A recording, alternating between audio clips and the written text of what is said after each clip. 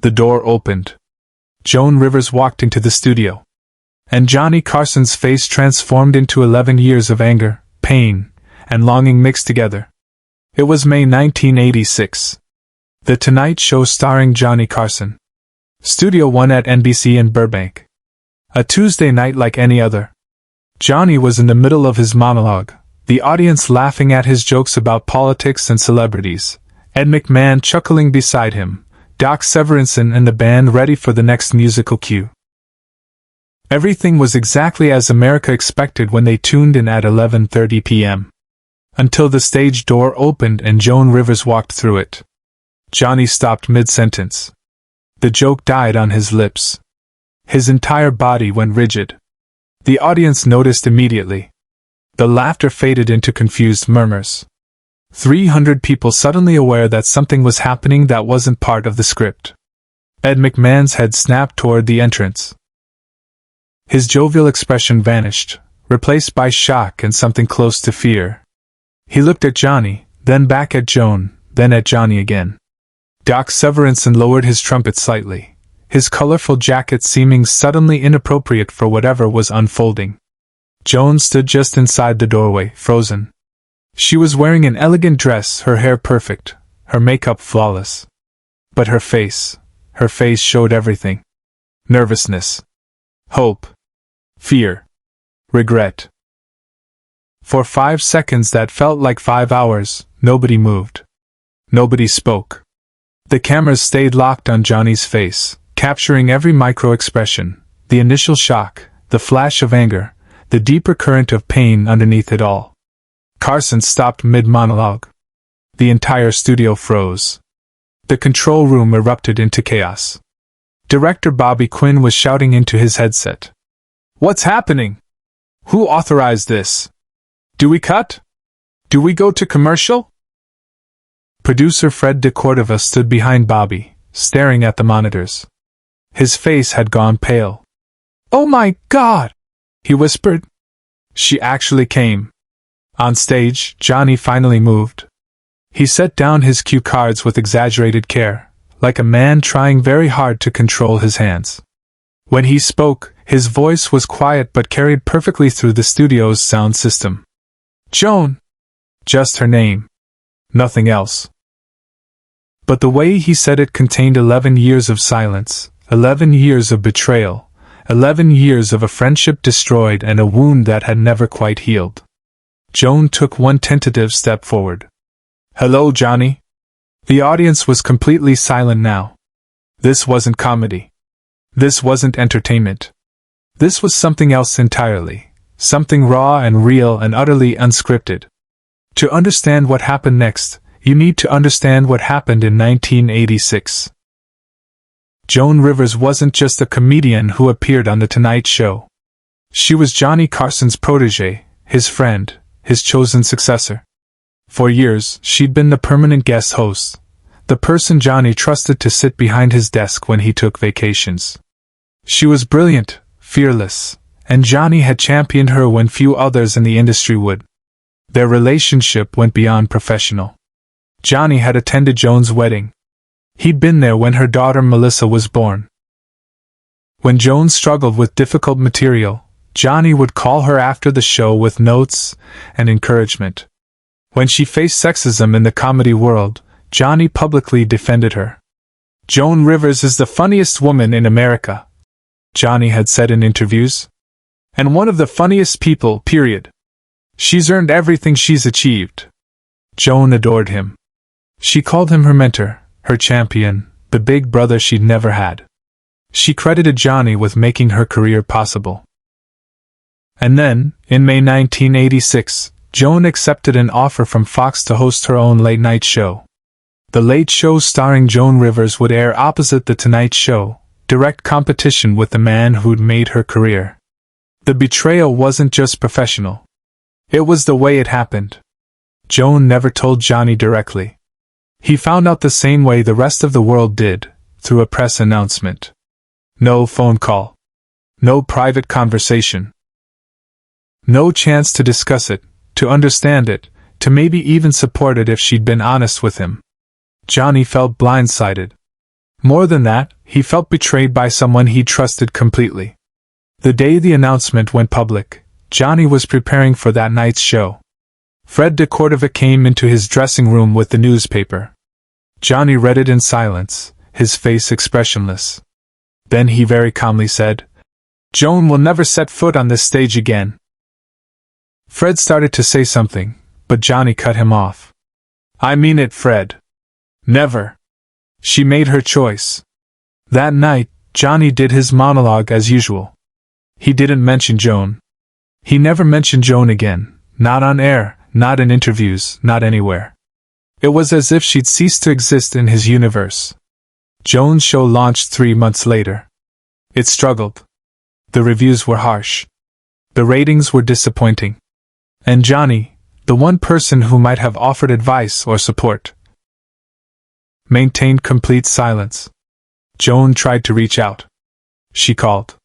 Johnny wouldn't take her calls. She sent letters. They went unanswered.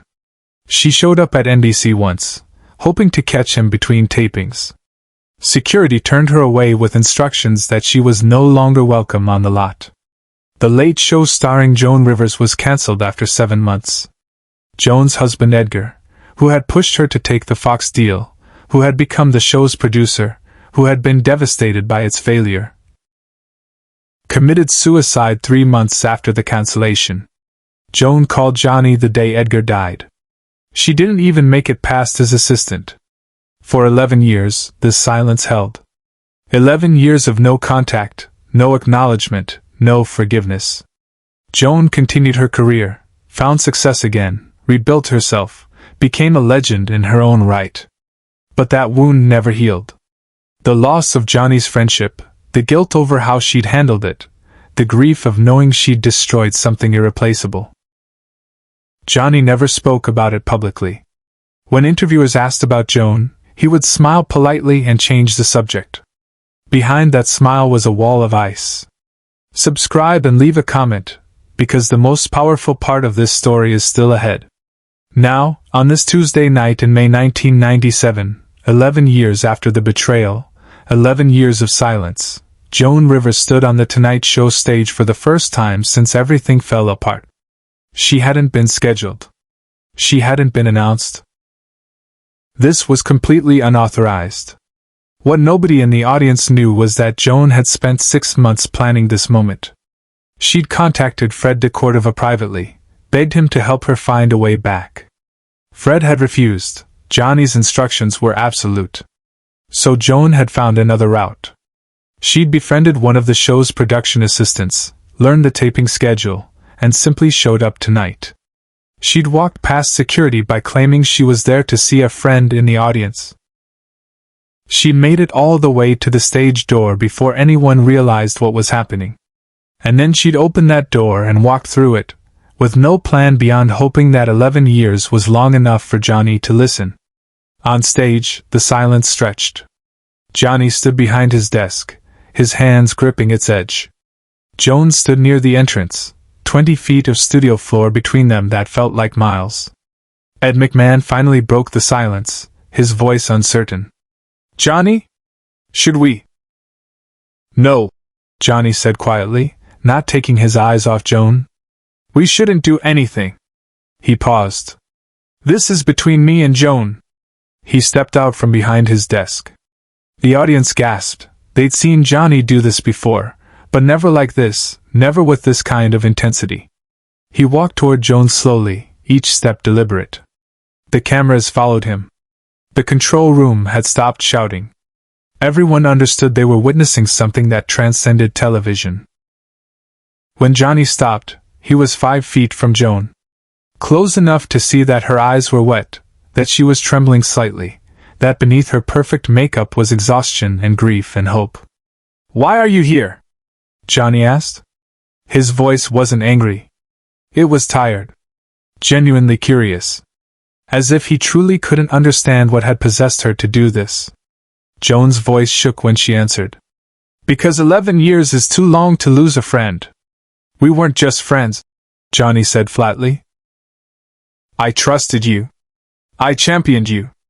I put you behind this desk when other people said a woman couldn't do it. And you couldn't even pick up a phone to tell me you were leaving. I know.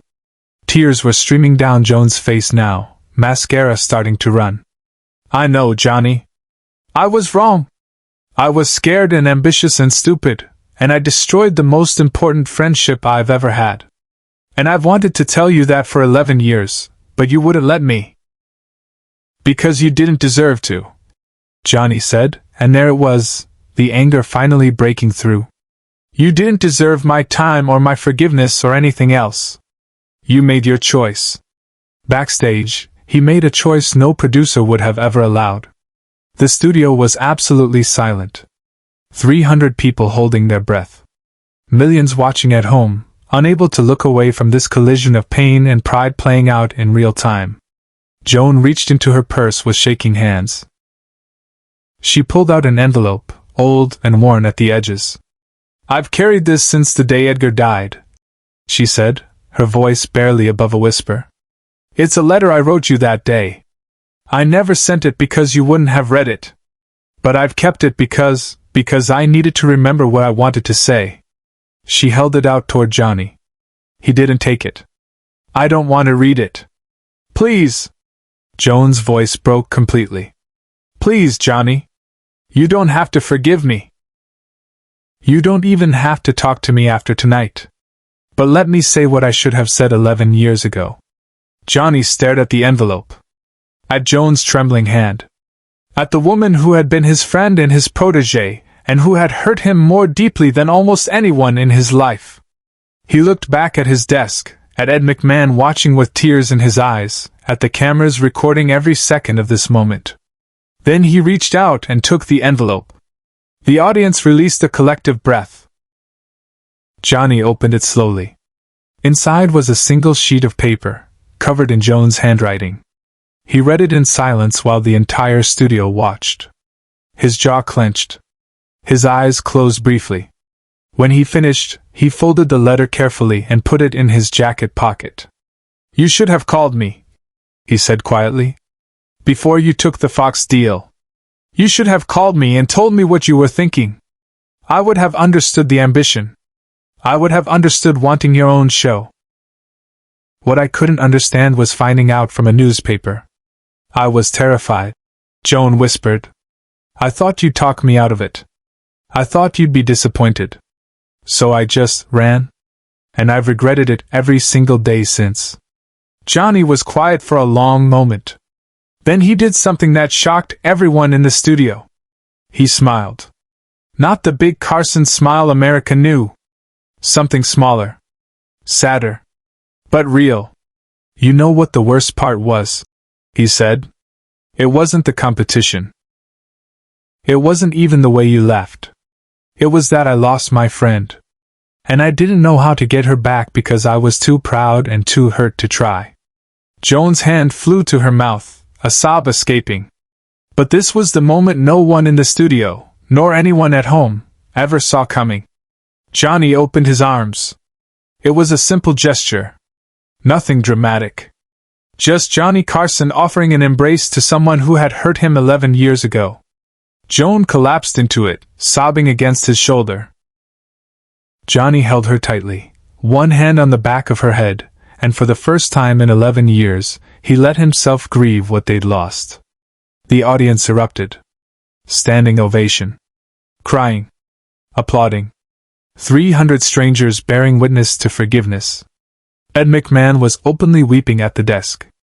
Doc Severinsen had set down his trumpet, wiping his eyes. The cameraman kept rolling, capturing every second. When they finally separated, Johnny kept one of Joan's hands in his. He turned to the audience. Ladies and gentlemen, he said, his voice thick with emotion, I'd like to introduce tonight's guest. Joan Rivers. The applause became deafening. Johnny led Joan to the guest chair. They sat and talked for 45 minutes, the rest of the show abandoned entirely. They talked about the past, about Edgar, about the industry, about friendship and pride and forgiveness. It was the most honest conversation ever broadcast on The Tonight Show. Share and subscribe. Make sure this story is never forgotten. After the show, Johnny had the letter Joan gave him framed. It hung in his office until he retired in 1992. The inscription beneath it read, "Some friendships are worth more than pride." Joan appeared on The Tonight Show 6 more times before Johnny's retirement. Each time, he introduced her the same way. "My friend, Joan Rivers." When Johnny died in 2005, Joan was one of the first people at the memorial. She was clutching that same purse she'd carried the night of their reunion. Inside was Johnny's response to her letter, a note he'd written her after that broadcast, never sent, but saved. It said simply, "Welcome home.